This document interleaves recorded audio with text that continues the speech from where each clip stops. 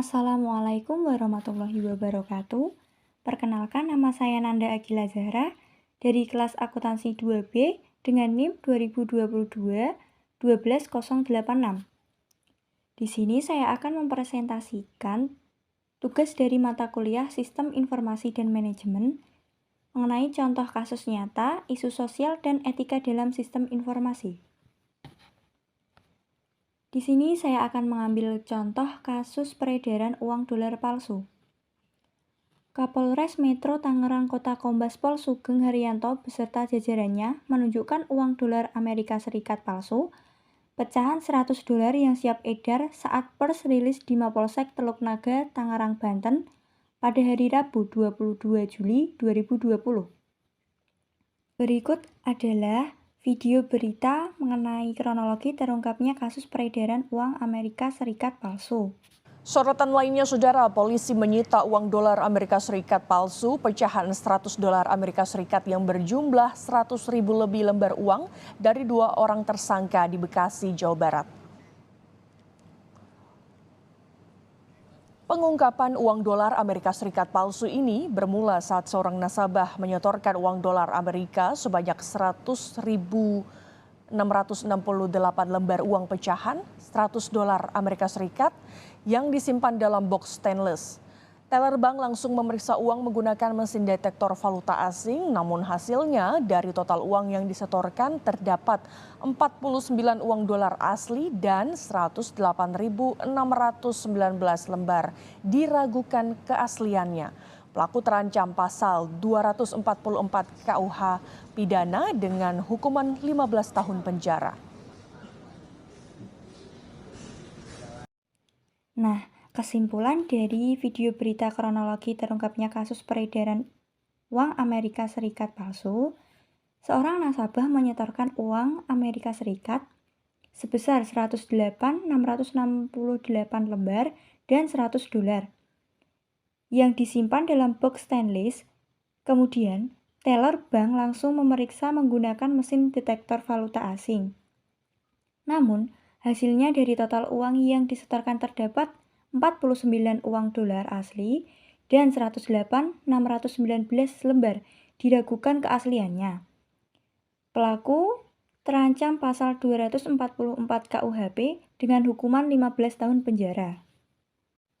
Termasuk dalam dimensi moral apakah kasus peredaran uang dolar Amerika Serikat palsu? Dari kelima dimensi moral, yang pertama ada hak dan kewajiban informasi, yang kedua hak dan kewajiban terkait kepemilikan, yang ketiga akuntabilitas dan pengendalian, yang keempat kualitas sistem, yang kelima kualitas hidup. Menurut saya, peredaran uang dolar palsu ini termasuk ke dalam dimensi moral yang ketiga, yaitu akuntabilitas dan pengendalian. Karena kasus pemalsuan uang dolar Amerika Serikat palsu merupakan tindak pidana yang melibatkan teknologi yang canggih dalam memalsukan uang tersebut. Misalnya menggunakan mesin cetak uang palsu ataupun juga printer. Kasus peredaran pemalsuan uang dolar Amerika Serikat palsu juga dapat merugikan masyarakat yang bersangkutan atau yang menerima uang palsu tersebut. Undang-undang yang sesuai dengan kasus peredaran pemalsuan uang palsu, yang pertama ada Undang-Undang Nomor 7 Tahun 2011 tentang Mata Uang dan KUHP Indonesia, yang berisi pengaturan mengenai perbuatan membuat, menyediakan, atau memiliki bahan-bahan atau peralatan-peralatan yang digunakan untuk pemalsuan uang. Yang kedua ada pasal 244 KUHP, yang berisi pengaturan perundang-undangan tentang meniru atau juga memalsukan mata uang asing atau mata uang kertas negara atau mata uang kertas bank dengan maksud akan mengedarkan atau menyuruh mengedarkan mata uang kertas negara atau uang kertas bank itu serupa yang aslinya dan yang tiada dipalsukan, dihukum 15 tahun penjara. Yang ketiga ada pasal 245 Junto 55 KUHP yang berisi barang siapa dengan sengaja menjalankan serupa mata uang atau uang kertas negara atau uang kertas bank yang asli yang tidak dipalsukan, yaitu mata uang atau uang kertas negara atau uang kertas bank yang ditiru atau dipalsukan sendiri, atau yang pada waktu diterima diketahuinya palsu atau dipalsukan, ataupun barang siapa menyimpan atau memasukkan ke negara Indonesia mata uang dan uang kertas negara atau uang kertas bank, demikian dengan maksud akan mengedarkan atau menyuruh mengedarkannya serupa dengan yang aslinya dan yang tiada dipalsukan, dihukum penjara selama-lamanya 15 tahun penjara. Nah, berikutnya cara agar kedepannya tidak terjadi lagi kasus peredaran uang dolar Amerika Serikat palsu. Maka, yang pertama, pemerintah harus melakukan sosialisasi tentang larangan perbuatan pemalsuan uang.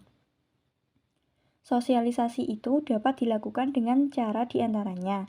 Yang pertama, sosialisasi tentang tata cara membedakan mata uang asli dengan mata uang palsu.